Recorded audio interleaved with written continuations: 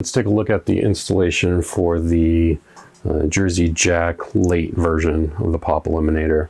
Later meaning games produced after, I think, Dialed In. So early WAS games and Dialed In take a different Pop Eliminator that has three RCA jacks incoming and three RCA jacks outgoing. Very similar to the other versions of the Pop Eliminator, this one comes with a custom wiring harness that connects from the 2-pin TE connectivity jacks in the game to RCA jacks on the Pop Eliminator.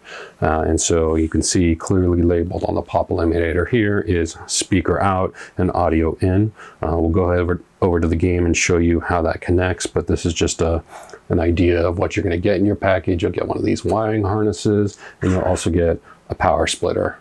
And that power splitter will connect in the game to provide power to the Pop Eliminator, and this will connect the speakers and the amplifier, the audio board, to the Pop Eliminator. So let's go over to the game and take a look.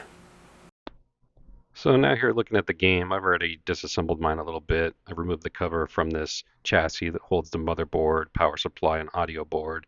This is behind the back glass. You also have to pull the monitor out. There's some clips on either side that you just pop up and the monitor pulls out.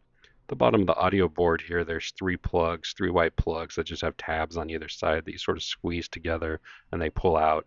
I've already pulled one of mine out there so you can sort of get an idea of what it looks like. And those are the three plugs that need to plug into the front of the Pop Eliminator. Three similar holes are on the front of the Pop Eliminator that are on that audio board. And you just want to do them in sequence. So you take one out at a time, plug it into the Pop Eliminator, and then use the wiring harness that's provided. Here are those three ends that will plug into the board. And so you just follow those to each of the three color connectors and just keep them in order. So you plug in the leftmost plug on the audio board first, trace that down to the color of the connector that it matches up with, and then plug that into the Pop Eliminator on the front there, and then take the wire from the audio board that was in the outlet that you unplugged and plug it into the same corresponding connector on the Pop Eliminator. So let's say the first plug on the left you pulled out of the of the audio board. You plug it into the first one on the Pop Eliminator.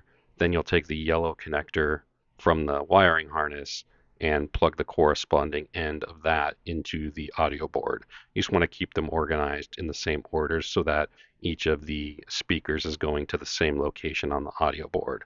So left to right, 1, 2, 3, same order. You can trace the wires in our wiring harness.